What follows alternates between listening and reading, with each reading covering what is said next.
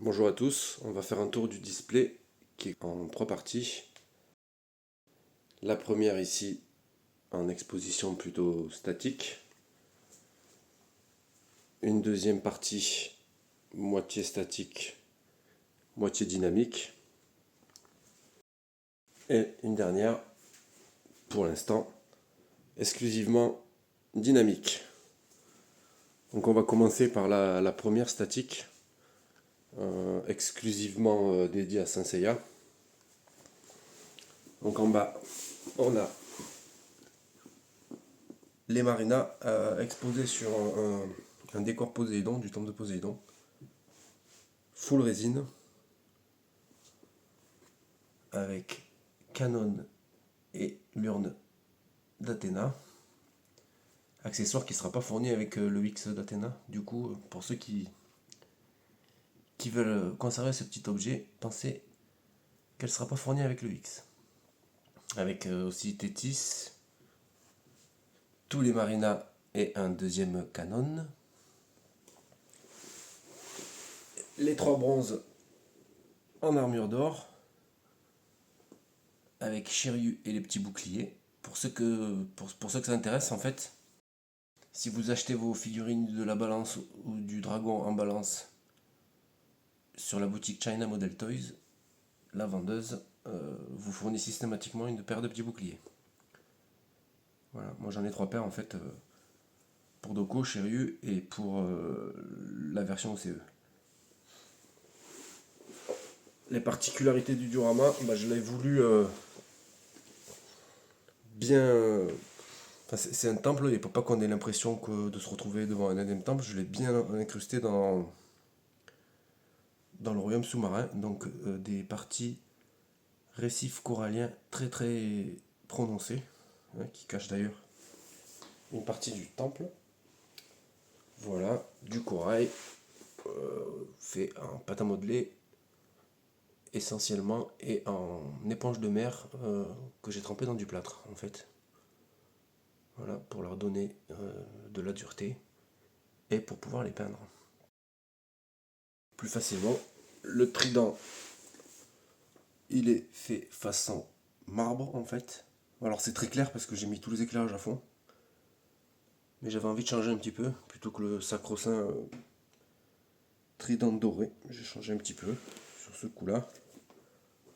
On a mis des flaques d'eau, un petit peu là, vous voyez, en résine. Voilà, du corail jusque sur les dalles. Voilà. C'est que des. Pour les figurines, c'est que des premières éditions, en fait, des EX première édition. Voilà, qui tiennent toujours. Qui sont en très bon état. Et pour compléter ce display, il va me manquer le Phoenix et Andromède en version Power of Gold, que je prévois de caser derrière leurs trois camarades, un petit peu en hauteur. Donc si vous avez ça en stock et à vendre, n'hésitez pas, je suis très intéressé. Ensuite, on passe sur le deuxième caisson, donc qui représente la bataille du sanctuaire des 12 maisons en fait. Voilà, avec un décor entièrement en plâtre, le dernier de la couvée. On a un Ptolémide de la flèche, avec sa flèche maléfique dans la main, un Shaka première édition, casqué, un Verso Revival, un Milo Santiago avec les jambes de Mu pour récupérer la bonne couleur, vous voyez en dessous. On a le caleçon blanc, mais ça se voit pas, au moins on a la bonne couleur. Aldébar en première édition, le Mu en fait c'est un Chion avec la tête de Mu, Chion que je n'avais jamais ouvert jusqu'à présent. Un Lion Revival, un Shura Revival, un Aioros première édition, un Saga version maléfique Revival, un Cancer première édition, Poisson Revival et Balance première édition avec toujours les petits boucliers. Voilà, on a un petit logo Saint Seiya derrière, un peu dur à le montrer. Là, si on zoome ici, on a un petit peu le début de l'arc sanctuaire avec Saga Maléfique, Shura qui pointe son Excalibur sur Athéna Baby, avec la flèche plantée au sol pour suggérer un petit peu la protection du cheval du Sagittaire. Le casque du Grand Pop. On a aussi Papy Kido, une résine de Yellow Blue, que je trouve ma foi très réussie, et qui colle bien à l'ambiance, puisque c'est lui qui va récupérer Athéna et l'armure d'or. Ensuite, on a les femmes chevaliers, ici, donc avec Marine, Shaina qui trône sur la tête de la statue d'Athéna, les 5 bronzes, première édition, classique, avec Iki qui tourne le dos un petit peu comme à son habitude. Et on a aussi Papy Doko que j'ai retrouvé, que je pensais avoir perdu, que j'ai retrouvé dans les cartons. Voilà, donc sur fond sanctuaire et les 12 maisons, ça représente en fait le sanctuaire tel qu'on le voit dans l'animé, avec la particularité d'avoir travaillé en 3 couleurs, de plus en plus foncées au fur et à mesure qu'on s'éloigne.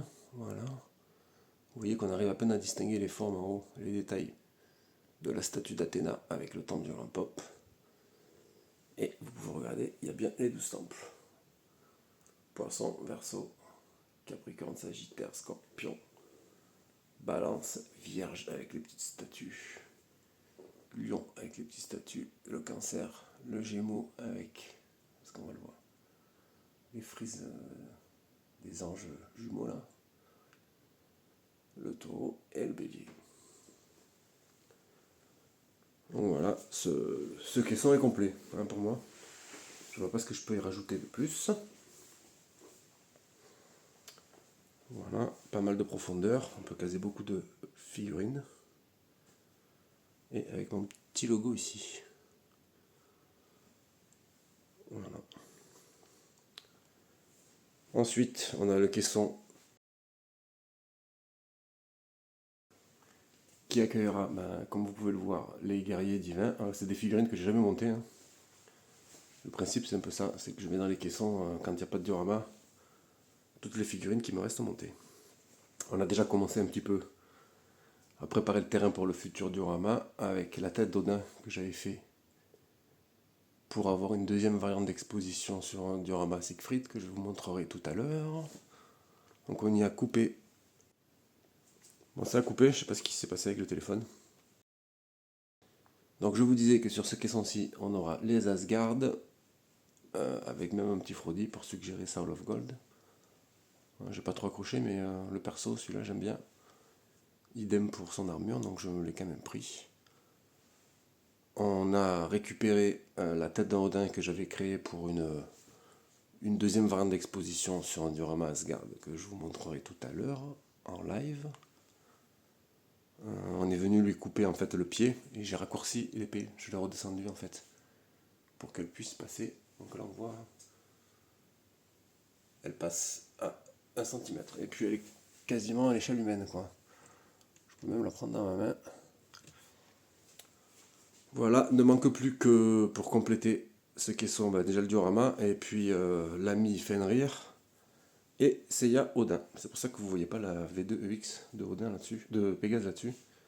Je l'ai mis ailleurs du coup. Ensuite, si on se décale à droite, on a un caisson de 60 cm de haut, 60 cm de profondeur, sur 90 cm de large, donc un peu moins large que ceux du côté. Et là, on aura, comme vous pouvez le voir, la thématique Hadès, avec du coup Hadès, les dieux jumeaux, un canon revival avec les pièces correctives de couleur, les 3 juges, et Athéna dans la jarre maléfique, la jarre d'Hadès, accessoire qui ne sera pas fourni non plus avec la version EX d'Athéna. Du coup, j'ai gardé la classique moi. Il y a pas mal de manques en fait sur cette version EX. J'ai revendu que la goth cloth en fait. j'ai gardé la classique pour ces deux détails. Donc la jarre et l'urne de Poséidon. Ici, on aura un diorama qui ressemblera à celui-là, mais en version de nuit, et qui accueillera tous les renégats, les 5 V3EX dernière version, un papillon, et pourquoi pas les autres spectres, en fait, notamment Cyclope s'ils sortent. Et je pense que je mettrai aussi un Doko. Le revival de Doko. Revival, pardon. Voilà, on a aussi un Shura Broken que j'ai overbroken en fait. Le casque, j'ai rajouté un petit peu des dégâts et j'ai enlevé l'épaulette pour rappeler la scène. Je crois que il y en a un des trois auquel il manque une épaulette après le combat contre la Vierge. Donc voilà. Ici, alors ne faites pas attention aux fils, ils seront bien masqués. J'ai 5 cm de place en fait pour les faire passer. Et là, j'ai juste fait passer pour éclairer, pour vérifier que tous les éclairages fonctionnent toujours. Parce que j'ai déjà eu des mauvaises surprises. Voilà, sur ce caisson aussi, on va faire encore du sanctuaire pour exposer les chevaliers d'argent. Alors, au fur et à mesure que les EX sortent, je monte en totem en fait. Je monte en totem les anciennes versions. J'aime beaucoup le totem de la Méduse, franchement. Celui d'Orphée, bon, why not. Le lézard est carrément moche, mais la Méduse est pas mal. Donc voilà, même s'il n'y a pas de diorama, là j'ai fait une petite exception, je me fais plaisir en montant un petit peu les figurines qui sortent dernièrement. Vous voyez les chevaliers pétrifiés, c'est des customs en fait des V1EX Black. Alors c'est un peu plus foncé en vidéo, de ce que je vois, c'est un peu plus clair quand vous l'avez sous les yeux. Ils sont un peu moins noirs. Et on peut voir que sur ces V1EX, moi je trouve qu'ils sont trop tanky. Une fois qu'on les a mis en noir et blanc un peu comme ça, si vous regardez Pégase, les épaulettes, le plastron, la jupe, les jambes, ça fait tanky. Ça fait tanky comparé à la finesse des classiques. Donc moi je préfère les classiques, pour ma part, mais pour du custom, ça fait bien l'affaire. Ouais, un peu moins tanky l'Andromède, mais moi ça m'a choqué un petit peu sur le Pégase. Avec la nouvelle Méduse, la mouche, le lézard et je sais plus qui c'est lui. Le petit chien ou le grand chien, je sais plus. Il y en a trop. Voilà. On a quasiment terminé ce premier display statique. Donc, il nous reste à regarder en haut toute la partie totem. Donc, il y a les 11 chevaliers d'or en totem en fait. Il me manque le scorpion. Alors, c'est pas qu'il me manque, c'est que c'est mon fétiche. Du coup, je veux pas déceler mon exemplaire, c'est juste pour afficher son totem. Donc voilà. Et en fait, il s'agit de toutes les pièces OCE, excepté Lion et Vierge. Toutes les pièces OCE sur totem, enfin sur squelette animé. Donc ça fait un petit peu bicolore, mais je trouve que quand même ça fait le job. Et puis au moins on a les totems des armures d'or les plus beaux. Voilà, excepté Lion et Vierge où c'est du full animé, puisque j'avais acheté des lots de pièces en remplacement de certaines que j'avais cassées sur mes figurines. Voilà. Sur le côté de ce meuble, on a quelques goodies. Alors les superbes BD de Jérôme Alquier, les 2 premiers volumes. Les coffrets DVD originaux version Jap.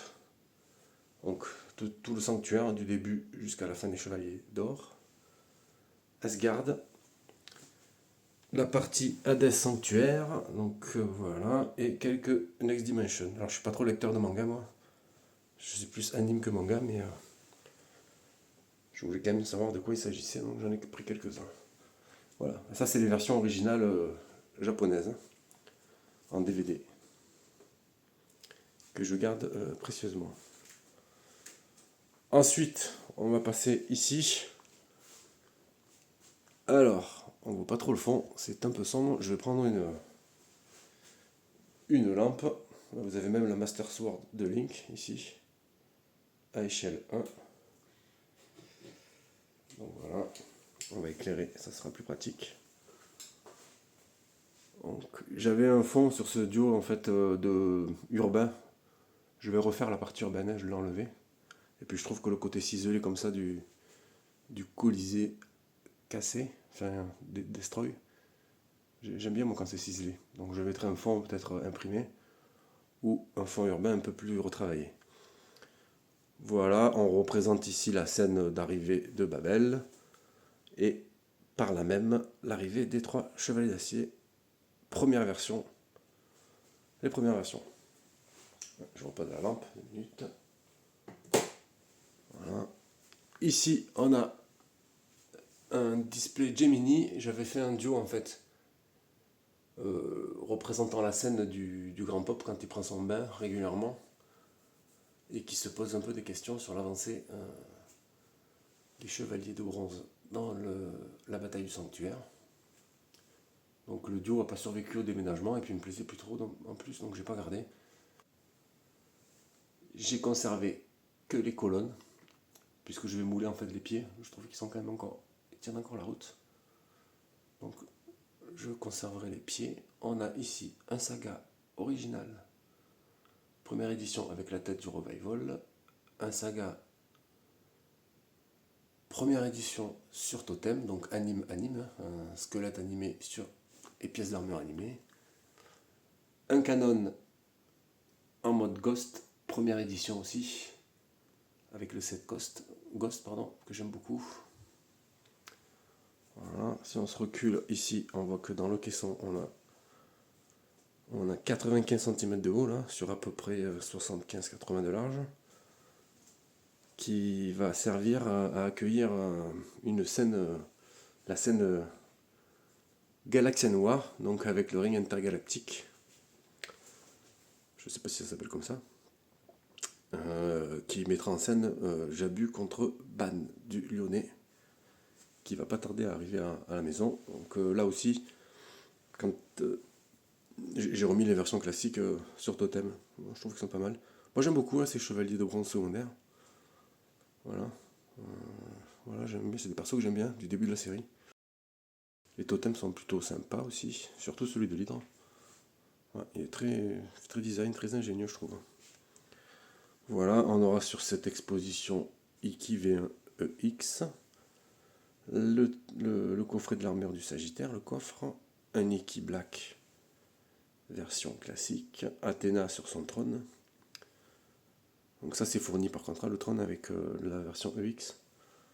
Voilà, elle sera tout en haut dans son espèce de salle où c'est qu'elle regarde les combats.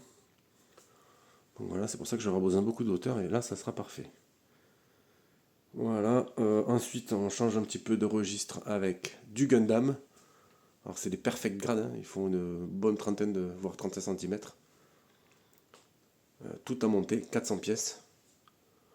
Donc là, pour les connaisseurs, on a le Strike de Gundam Seed. Alors en fait, j'avais pris, il était devenu introuvable celui-là, j'avais pris le Strike version rose en fait de l'héroïne. Et puis vu que de toute manière, pour qu'on ait un rendu acceptable, il faut les repeindre, je les repeins aux couleurs de celui du héros pour avoir le Strike original. Voilà, donc là, aucun weathering, il est tout neuf, il sort de l'atelier, j'ai pas fait une trace de balle, pas une trace de rouille, pas une salissure, il est nickel. Voilà, j'avais voulu nickel. Ici, on a un RX 178, alors ça c'est un Gundam de la série des années 80, la première série. C'est tout un symbole celui-là, c'est mon préféré. C'est le premier perfect grade que j'ai monté. Donc on peut voir ici, attendez, avec les reflets, je sais pas si on voit un peu mieux, je pense, sans la lumière. Donc on a des traces de rouille un petit peu partout, des couleurs d'huile sur toutes les aérations. Voilà, des impacts de balles ici. Des impacts de coups de sabre laser. Voilà, donc il est bien vieilli, les pieds plein de terre.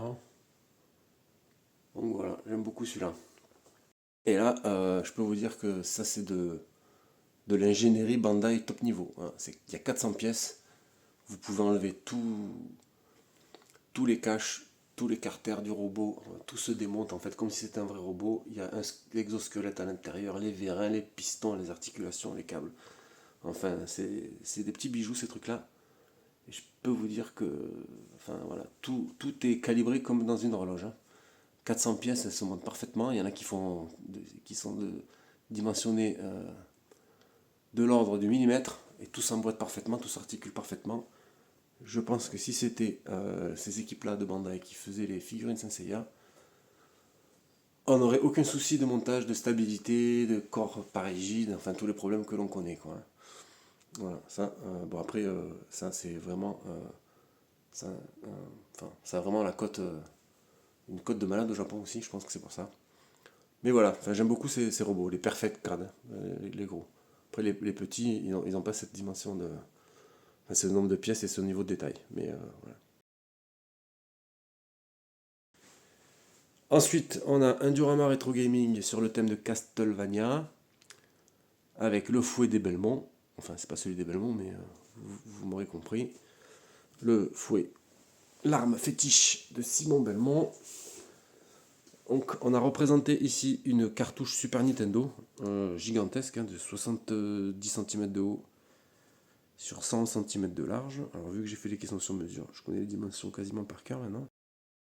D'ailleurs, je viens de voir que il faudra que je recolle le logo. Ouais, il y a un petit défaut là. Bon, c'est pas bien grave. Donc, on a un logo, la cartouche. Je l'ai fait en effet pierre. On voit même les vis ici, légèrement oxydées, hein, pour montrer que la cartouche est vieille, que c'est une vieille cartouche. Les vis. On a des petites alcôves ici qui représentent en fait les scènes d'introduction du jeu. Ici, la tombe de Dracula. Alors, il n'y a que Dracula qui a du sens. Hein. C'est qui est écrit en dessous, c'est un peu du n'importe quoi. C'est juste pour suggérer que les tombes sont gravées. Ici, c'est la scène d'arrivée qu'on voit classiquement dans quasiment tous les jeux Castlevania, l'arrivée au château avec le pont-levis qui se baisse, etc. Voilà, et tout le duo central en perspective, là, la partie diorama, on va dire, c'est une représentation de la jaquette du jeu, de la boîte du jeu, l'illustration de la boîte du jeu. On a déjà les cubes marrons, là, hein, qui représentent le sol dans quasiment tous les Castlevania, donc en 3D. Les fameuses méduses avec les flaques d'acide qu'il fallait éviter tout en butant les méduses avec un bon timing, je me souviens encore de ces trucs. Ça c'est une tête de Midcloth qui a été customisée en rajoutant des serpents, les dents, les yeux rouges, etc. Alors je sais plus quelle tête c'était. Les squelettes, on avait pris des squelettes un petit peu d'Halloween là, qu'on avait démembrés et recollés dans la même position que ceux que l'on voit sur la boîte du jeu. Ici, un plus petit caché. Là, on a les gargouilles avec les anneaux dans lesquels le personnage accroche son fouet pour passer de plateforme en plateforme. Voilà. On a même ici, au fond, je ne sais pas si vous voyez, une petite vue en 3D, un extrait du jeu, en fait, NES, le premier jeu, 8 bits. Voilà, les escaliers qui se dérobent sous nos pieds quand on les monte, les deux dragons qu'on voit sur la cartouche, donc tout en millipute, hein, excepté les têtes. Alors les têtes, j'ai récupéré que pour la structure, mais on avait refait les dents, le filet de bave, la langue et la texture un petit peu peau de crocodile. Voilà, les corps sont faits maison en millipute. Voilà, je trouve qu'ils sont bien ressemblants en fait. Et un petit chevalier qu'on avait repeint. Le corbeau, c'est pareil. On avait récupéré un corbeau Papo, la marque Papo, là, qu'on peut trouver. Et on l'avait rendu plus lugubre, notamment en refaisant tout son plumage. Un petit peu plus agressif, les ongles, enfin les serres plutôt. Et pour la touche personnelle, j'avais rajouté un petit os entre les pattes. Voilà, la statue de sang, ça c'est du repaint, tout simple. Une touche personnelle ici avec, pour ceux qui connaissent le jeu, les fioles d'eau bénite qui faisaient des flammes roses et qui explosaient tous les morts vivants. Et les ennemis, c'était l'arme secondaire ça. Voilà, on voit même des petits bouts de plexiglas qui suggèrent que la fiole a explosé. Et avec des bouts de squelette. Voilà, un petit peu ce que ça donne de loin. Et la particularité de ce duo, c'est que le personnage, en fait, il sort du décor, si vous voulez. Voilà. Pour donner beaucoup de dynamisme. Il y avait des. Alors c'est une figurine NECA avec des grosses. Il y a des articulations très très disgracieuses que j'ai tout colmaté à la minipute, ce qui a nécessité le repaint de la figurine. Excepté la tête. La tête, je l'ai pas repeint, je me sentais pas de faire la barbe en fait. Mais au final, ça colle bien quoi. J'ai trouvé les bonnes teintes pour pas qu'il y ait de. Pour pas que ça jure. Et petit rajout de dernière minute que je vais faire quand je vais vitrer les caissons, vu que c'est du plexiglas, en fait je vais casser, alors je vais faire ça délicatement, hein. Je vais casser le plexiglas au niveau du personnage pour qu'on ait l'impression en fait qu'il sort carrément de la cartouche et même de la vitrine en fait. Avec des éclats de verre, je pense que ça devrait être pas mal. Voilà. Ensuite, on a encore du Senseiya avec l'Arche des Enfers, donc réalisé en 2012, si ma mémoire est bonne. On y voit donc 4 bronzes V3 EX première version, le Charon EX, la Harpie classique et même le Orphée EX. Alors figurine beaucoup décriée, mais ma foi qui passe plutôt bien de profil comme ça, hein. Ça permet de cacher le fait qu'on ne peut pas mettre de boucle de ceinture. Et l'absence de casque complètement hideux.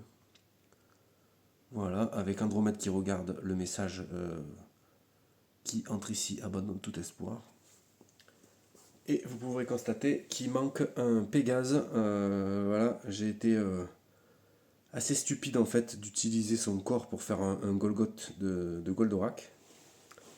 Donc il me le manque, je suis en recherche de cette figurine aussi. Bon, qui doit être moins difficile à trouver, je pense, que les Power of Gold, mais il va me falloir un V3 EX première version ici aussi. Ah, si on se décale à gauche, on a une partie d'un diorama que j'avais fait sur Death Queen Island, donc l'île de la mort. Il y avait un volcan ici qui me plaisait pas des masses en fait parce que j'étais très limité en profondeur dans mon ancienne vitrine. Et là du coup j'ai quand même 15 cm de plus, c'est très confortable pour niveau profondeur pour faire un fond. Donc on va refaire le volcan derrière qui va cracher ces fumées et ces magmas en résine. Et bien sûr éclairé qui va monter jusqu'en haut. Voilà. Qu'est-ce qu'on a mis dessus? On a mis les Black Bandai première version que j'aime beaucoup. Franchement, je trouve qu'ils sont top. Et vous pouvez voir qu'ils tiennent les morceaux d'armure de la fake, hein, pour rappeler ce moment épique du début de la série. Et c'est toutes des pièces c'est que des pièces en métal qui sont plutôt lourdes. Et il n'y a pas de problème de rigidité ou de stabilité ou quoi que ce soit. Donc pas de soucis sur ces figurines. Après moi, je les manipule très très peu. Quand je les positionne dans un diorama ou en vitrine, je laisse. Enfin, je reviens pas dessus quoi. J'ai juste une pause de temps en temps, voire j'en refais une nouvelle par-ci par-là, mais j'évite de trop les toucher pour les conserver le plus longtemps possible en fait. Et on a un autre Iki en version classique, première édition aussi, qui pointe du doigt. Voilà. Voilà, donc un volcan à venir, voilà, c'est ce qu'il y a à retenir sur celui-là. Ah, on peut montrer aussi la partie haut. Je sais pas si vous voyez, ça c'était vraiment des techniques de modélisme du ramat de guerre en fait. C'est qu'on voit l'eau qui ruisselle en fait, qui lèche un petit peu la roche, suite au fracas des vagues en fait sur celle-ci. J'avais fait ça avec du fil et du médium acrylique transparent. Ensuite, on tourne à gauche sur le troisième display, full dynamique celui-là. On a un diorama Asgard, donc qui représente l'arrivée de Siegfried, le boss des guerriers divins. Typiquement, ça c'était une scène moi qui m'avait bien marqué quand j'étais gosse, avec la musique qui allait bien, je me souviens encore. Qu'est-ce qu'on peut noter là-dessus? C'est que l'anneau des Nibelungen, en fait, je l'avais peint il était beaucoup plus chromé que ça avant. Mais les bombes de chrome, ben, elles tiennent pas dans le temps. Au bout de quelques semaines, on perd toute la partie brillance, en fait. Donc j'ai tout refait à l'acrylique. Au moins, ça durera, c'est moins brillant, ça pète moins.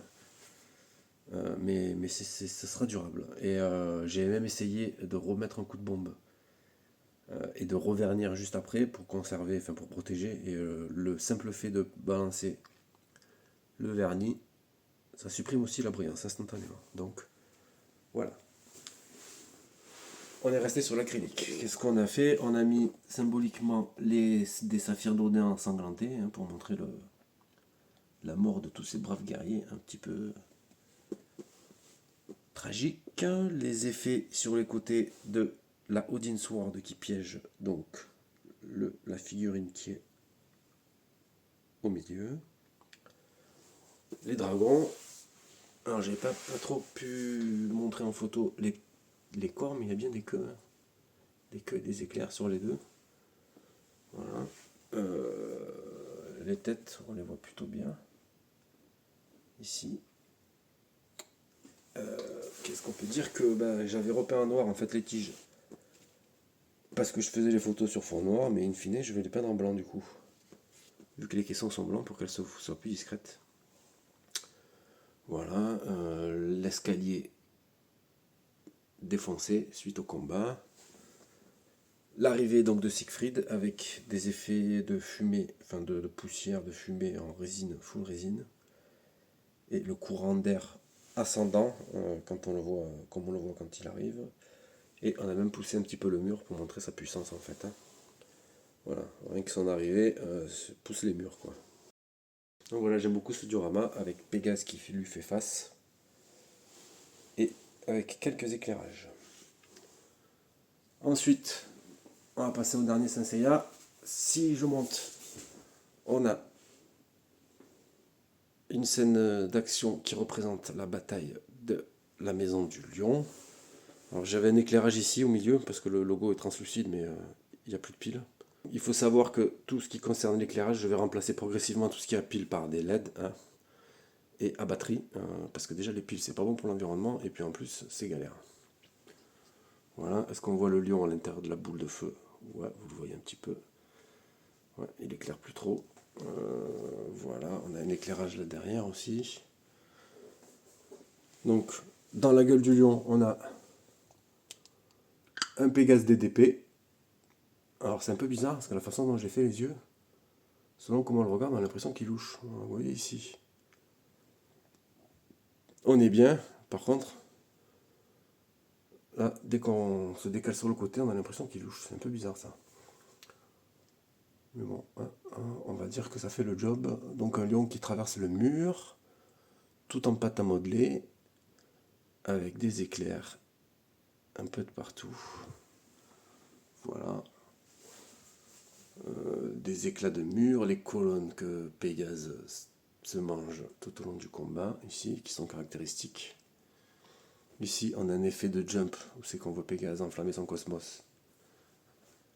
Suite à la mort de Cassios, je ne sais pas si ça vous parle. Voilà, c'est la dernière scène du combat. Un mur avec beaucoup de dégâts, des impacts de météores de Pégase et de Lighting Plasma. Bien travaillé avec le flambeau. Voilà, on a Ayulia qui tire sa boule de feu avec des effets de speed à ses pieds. Alors ils sont pas positionnés comme ça normalement, mais j'ai pas voulu les coller. Donc voilà, on va regarder un peu comme ça. Le Cassios qui va se manger la boule. Et vous voyez que si on le met comme ça, il est plus joli comme ça, mais pour la scène on le met de dos. Et j'ai même poussé le détail jusqu'à aller faire les blessures que fait Aiolia avec le tranchant de ses mains un peu à la Excalibur là pour que Cassios le lâche. Et donc blessure principale qui dégouline un petit peu de partout après. Voilà. Ensuite, j'ai gardé un lion OCE EX qui fait face au Pégase OCE V1 EX aussi. Voilà, en position un petit peu dynamique. Et un visage un peu. Alors j'ai mis les yeux rouges sur lui là. Mais j'ai pas mis les yeux rouges sur lui. Je l'ai mis un petit peu au regard de travers, un petit peu pas content. Voilà, c'est le début du combat, ça en fait, où c'est qu'il il est possédé, mais il a encore un petit peu des doutes. Enfin, pas des doutes, mais il a encore un petit peu de conscience en fait. Juste avant qu'il s'en mange une et qu'il ait les yeux rouges, justement. Un custom de Cassius qui m'avait été fait par 13 Art and Work en 2014-2015, je crois. Donc j'ai conservé. Je vais peut-être mettre une cape en fait pour faire la fin de l'épisode. Avec Dragon et Andromède V1X qui sont là temporairement. Je vous montrerai pourquoi. Donc voilà la scène complète. Je sais pas si on voit mieux, si on éteint. Je pense que les éclairages vont mieux ressortir en éteignant. Attendez, je me rapproche. Voilà. Ouais, non, même pas. Si, les yeux ressortent mieux en fait. Voilà quoi. Alors beaucoup de place dans ces caissons du coup, parce que les duos, ben, ils ont beaucoup d'amplitude largeur, mais ils occupent pas tout l'espace. Et je vais en profiter pour mettre des toiles, des goodies, des toiles imprimées qui rappellent l'épisode ou le passage en question. Ça, on fera ça ensuite, par la suite. Ensuite, on sort du registre un petit peu à nouveau Saint Seiya. On a la superbe Hot Toys de Batman en armure. Vraiment une super figurine, elle est devenue introuvable aujourd'hui, mais que j'avais eu à prix correct. Il y a encore des gens honnêtes parmi les spéculateurs. Donc s'il me regarde, la personne qui me l'a vendu, eh bien, un big merci. Moi je fais pareil. Hein. Quand je vends des figurines, quand je revends des figurines, je les vends au prix de base, au prix de la sortie. Si elles sont scellées, et si elles sont décellées, j'applique une décote en fonction de leur état. Donc Batman vs Superman, j'avais trop aimé ce film en fait. L'homme qui défie Dieu, ça c'était plutôt cool. En guise de logo, j'avais fait le Batarang qui vient péter le logo de Superman. J'ai même mis des tags sur la tranche bien rouillée, bien oxydée, hein, avec l'effet métal, avec des répliques un peu cultes du film. Hein. Do You Bleed? Si t'as jamais saigné, c'est pas grave, tu vas voir ce que ça fait. Et ici, celle-là, c'est une de mes préférées. Alors le film est beaucoup mieux en anglais, hein, en VO. Pour ceux qui l'ont vu, je vous invite, pour ceux qui ont vu que la VF, je vous invite de le regarder en VO. Voilà, c'est quand là on dit que il n'est pas courageux parce que c'est une caractéristique propre aux humains. Là, on a la lance kryptonite, une autre figurine Batman bon marché qu'on a utilisée pour reproduire la scène. C'est que après avoir endormi Superman à la kryptonite, il le fait valdinguer dans les piliers. Voilà, une scène bien reproduite, surtout si on le regarde comme ça. On voit bien le câble. Et avec les piliers qui s'effondrent au fur et à mesure pour donner un effet de mouvement en fait. Hein. Voilà. Ici, c'était le local technique ou le poste électrique du bâtiment. Mais je trouvais que ça était trop chargé de le mettre en haut finalement, donc je l'ai mis en bas. Voilà, avec sur la porte un tag Batman, un tag Justice League avec, nous nous voilons pas la face, Superman qui est le plus puissant de l'équipe, qui pousse du coup, qui porte vers le haut la Justice League. La particularité de cette scène en fait de combat, même le film est noir en général, mais cette scène-là, elle est de nuit et elle est complètement sous la pluie. Donc tout le décor, tout le diorama, il est complètement trempé à la résine UV. Ouais, là on voit bien. Donc, tout est trempé, vous voyez, avec des gouttes de partout qui coulent. Donc on a sur le toit le bas de signal, donc avec de l'eau qui ruisselle dessus. Alors pour faire ça, on avait pris une boîte de conserve, en fait une grosse boîte de conserve, du polystyrène, de la carte plastique, j'avais démantelé un vieux clavier, des câbles un petit peu que j'avais récupérés, enfin voilà, tout ce que j'ai pu trouver, pour donner un effet mécanisé et électrique un petit peu ancien. On avait même fait l'étanchéité en bande de bitume sur le toit. Voilà, et les gouttes, les impacts de gouttes, l'impact des gouttes de pluie sur la vitre. Voilà, donc ça j'ai pas branché, hein, mais ça c'est clair. Hein. Il y a un spot bien puissant dedans. Ensuite, pour le bâtiment, j'avais fait des recherches sur le film et j'avais vu qu'il avait été tourné dans une gare désaffectée à Détroit, je crois. Je pense que c'est Détroit, j'ai un doute sur la ville. J'avais tout simplement reproduit le dernier étage en fait. Une ancienne gare désaffectée, et j'avais reproduit le dernier étage tout en plâtre de façon plutôt bien réaliste. Voilà, avec un dépôt d'ordures un peu sauvage là derrière. Voilà, les effets d'explosion qu'on voit. Ça, c'est quand Superman fait sauter les pièges de Batman avec sa vision laser. Là. Les reflets sur les vitres. Voilà, en plexi de millimètres. La poubelle, le conteneur, enfin, le container ordure plutôt. Voilà, Gotham Recycling, bien tagué, bien mouillé aussi. Ah oui, la base en fait. La base, c'est une plaque d'égout. Une plaque d'égout de Gotham, hein, Gotham Sewer. Voilà. Ici, on a chose que j'avais pas mis avant, puisque par manque de place, un élément que j'avais fait, les premiers pièges, les mitrailleuses qui sortent. Voilà, avec effet, enfin comme si elles étaient en train de tirer. Une Batmobile de Wish. Alors elle était moche celle-là au début. On est venu lui rajouter des effets de fumée pour donner un mouvement. La flamme derrière qui sort enfin si on peut appeler ça un pot d'échappement. Beaucoup de salissures sur les roues pour montrer qu'elle a roulé. Voilà, l'effet métal qui a été refait complètement. Elle était toute noire en plastique en fait celle-là. Voilà, on a même fait tirer les canons. Et on a mis un petit coup d'aérographe pour simuler des phares éclairés. Voilà, voilà. Et la jolie boîte que je garde précieusement. Voilà pour celui-là. Alors il faut savoir que les yeux s'allument du Batman. Mais il faut démonter la tête. Et j'ai pas envie de le faire. Mais les yeux s'allument comme dans le film. Voilà, on va passer dans le caisson à gauche. Donc là, on a, je pense, le diorama qui m'aura donné le plus de satisfaction à faire en fait. Je me suis vraiment éclaté en le faisant celui-là. Déjà parce que Goldorak, ça faisait très très très longtemps que je voulais en faire un. C'est le premier super-héros en fait de mon enfance. Hein. Entre lui et Albator, je ne saurais pas dire quel est le premier dessin animé que j'ai vu entre les deux. Mais c'était déjà bien avant Saint Seiya tout ça. Voilà, le seul truc qui a été acheté là-dedans, c'est ce Goldorak.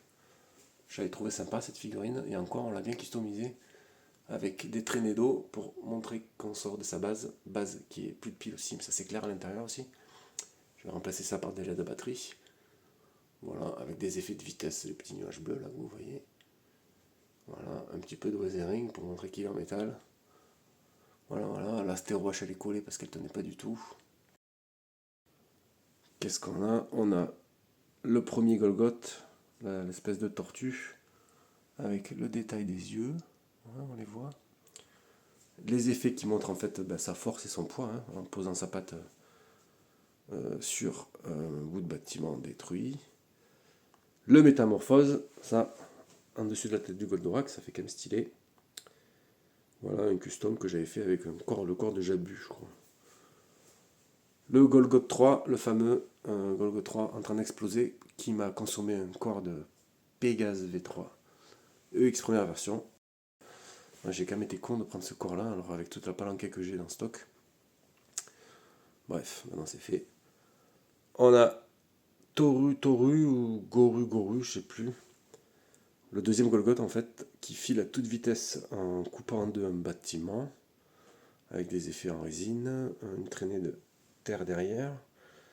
Et puis pour diversifier un peu plus, pour avoir plus de diversité dans la scène, je le fais cracher ses flammes que par une tête. On le voit tout le temps quasiment sortir des flammes par les deux.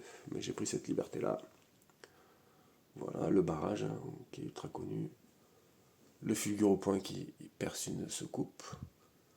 Une petite triple de soucoupe qui arrive à toute vitesse sur la base du Docteur Procyon. Le centre de commandement en haut. Voilà, avec ses canons laser, ses antennes. Une explosion pour montrer que la base est attaquée. Donc voilà. Et toute la base dessous est rétro-éclairée aussi, avec un éclairage jaune, mais pareil, plus de piles. Il faut que je remplace ça au fur et à mesure, par de la batterie. Donc voilà. Ensuite, on a Albator. Captain Airlock que j'avais fait pour cette figurine, cette statue, c'est une statue ça, hein, d'Airlock qui est devenue quasiment impossible à trouver, à prix abordable, j'entends, et je l'avais eu moi à bon prix parce que l'épée pistolet, la Gunblade ou Pistolam, je crois que c'est Pistolam, Gunblade c'est plutôt Final Fantasy, était cassée, ma foi je l'ai réparé, écoutez, on voit rien du tout. Donc voilà, je l'avais eu pas cher celle-là. On a représenté la barre de gouverne de l'Arcadia en métal, tout en balsa, avec la tête de mort classique. Une pistolame en carte plastique aussi, arrondie, pour pouvoir la mettre sur la base ronde. Le logo Captain Airlock que j'avais moulé sur le socle de la statue. Les rétro-lasers, pardon, je suis resté sur Goldorak, excusez-moi. Les canons laser en action, en fait c'est des épées de Gundam, ça, si vous voyez, que j'ai repeint. Voilà, tout le reste c'est de la carte plastique du polystyrène, avec du coup un petit bout de l'Arcadia avec une vue en coupe, où c'est qu'on voit un peu l'intérieur. Voilà, faire des parties un peu style mécanique. Si vous êtes attentif, vous verrez que c'est un petit pot de peinture pour aérographe. Voilà, avec le bouchon. Voilà. Pour toute la partie tuyauterie, etc., j'ai pris les restes de grappe de maquette. Ça sert, ça faut toujours les garder. Une explosion éclairée d'une nuée de vaisseaux humanoïdes. Donc on voit pas bien leur couleur, si on le voit un peu là. Donc ils sont en polystyrène, ceux-là, on dirait pas, mais j'en avais galéré. C'était compliqué pour faire ça en poly. J'étais obligé pour pouvoir les détruire plus facilement. Pour avoir le rendu lisse, j'en avais chié quoi. Ici, on n'en a pas parlé, on a Toshiro, le personnage central secondaire le plus important de la série. Donc toujours avec sa petite bouteille de whisky, sans son chapeau. Le chapeau, je l'ai mis là, sur son tombeau. Et puis, on a fait l'ordinateur de l'Arcadia qui vient, dans lequel Toshiro se réincarne en fait à la fin de la série. On croit qu'il est mort. Mais en fait, voilà. Donc vous voyez ce clignotement là, je crois pas que j'ai la bonne télécommande en fait. C'est pas du tout ça que je voulais avoir comme effet. Mais il reste plus que celui-là de fonctionnel en fait. Déjà il s'allume, c'est pas mal. Mais il y avait un effet de clignotement qui faisait trop penser à un ordinateur en train de calculer. Et il n'y a plus que cet effet de fade en fait, style potentiométrique. On a aussi l'Arcadia qui s'arrache du sol, avec un effet que ma foi je ne referai pas en résine celui-là, je le trouve super réussi. En watts. Des fois ça. Enfin il y a des qualités différentes de watts, j'ai l'impression. Quand j'en achète, selon le sac, il y en a qu'on peut former plus facilement que d'autres. Je ne l'explique pas pourquoi. Je pense que c'est lié à la qualité tout simplement. L'Arcadia c'est une maquette. Donc montée, pensée, collée, peinte ou aisérée, avec un peu de salissure, un peu d'effet métal. Et voilà pour celui-ci. Voilà, que j'aime beaucoup aussi. Et qui représente tous les marqueurs clés de l'univers de Nalbator. Ensuite, qui ne connaît pas Nicky Larson? Alors, attendez, je règle le truc. Alors faites pas attention au fil, hein, j'ai juste mis... c'était pour faire la vidéo et pour faire des tests, pour savoir si l'éclairage marchait toujours. Puisque là, par exemple, sur le Castlevania, il marche plus. Donc, City Hunter ou Nicky Larson, avec Nicky qui conduit sa Mini. Voilà, elle lui appartient bien, c'est marqué sur la plaque. Qui évite de justesse des balles, des roquettes. Voilà, on a abîmé, on a cassé les vitres, on a mis des impacts de balles. C'est une scène, en fait, c'est axé sur une scène en perspective. Donc il y a une belle profondeur sur celui-là, vous voyez. Les lampadaires, en fait, de plus en plus grands. J'ai fait un ratio d'échelle que j'ai gardé, que j'ai conservé pour construire tous les éléments. Donc on a pris une Subaru parce qu'on n'avait pas trouvé de voiture à l'époque qui collait un petit peu, mais bon, ça passe. On a même le tunnel, l'éclairage du tunnel en perspective, là, pour vraiment avoir du dynamisme. Le fameux corbeau avec les petits points derrière qui suggère la stupéfaction des personnages et puis même de nous, qui regardons les épisodes devant les conneries que fait Nicky. une tranche avec les planches du manga.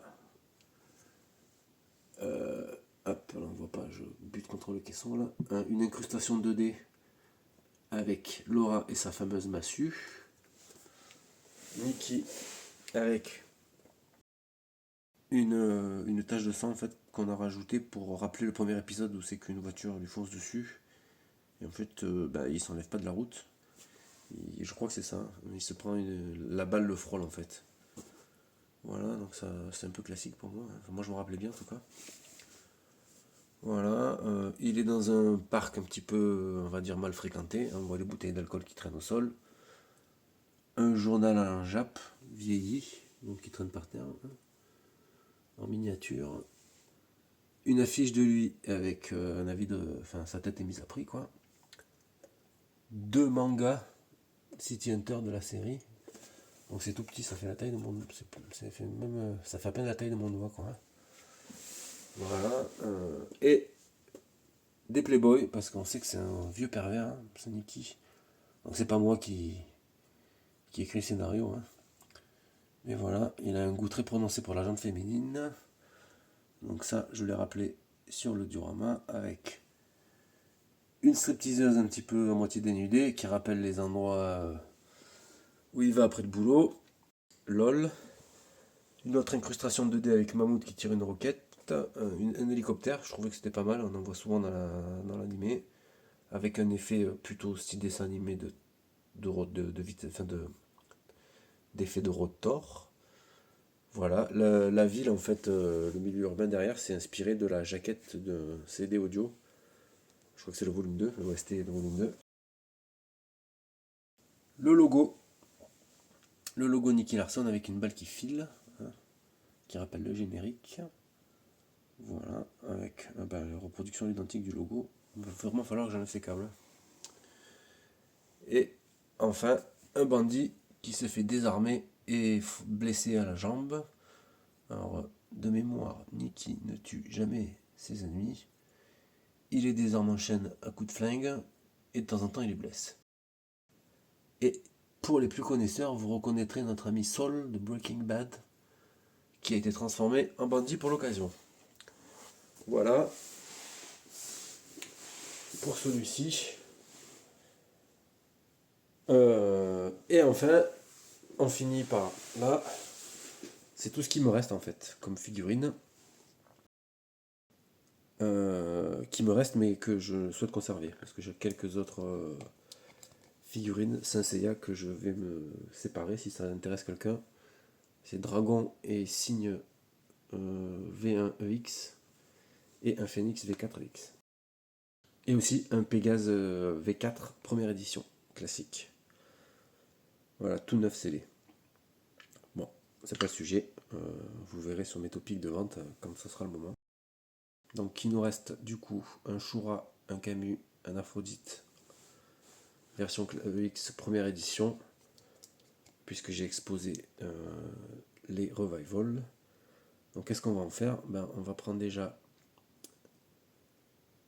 le Camus avec le Yoga V1EX qui a déjà pris la pause. Vous avez sans doute reconnu. On va lui faire un joli cercueil de glace de 4 litres et demi de résine, et puis Camus fera partie de la scène pour les deux là.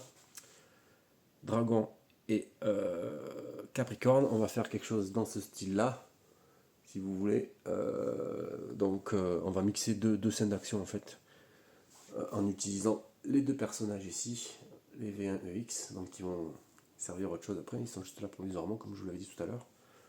On va faire un mix entre la tempête nébulaire et le sacrifice de Shiryu. Il me reste 2 Gundam, un Master Grade et un Perfect Grade que j'ai pas encore monté. Le joli Edward de Full Metal Alchemist, la superbe vinyle de Kaneda, un petit Vegeta et quand même un Luffy. On a fait le tour. Maintenant, il va me rester à mettre les verres en fait. Donc j'ai les premiers là qui sont arrivés. Voilà, du verre acrylique.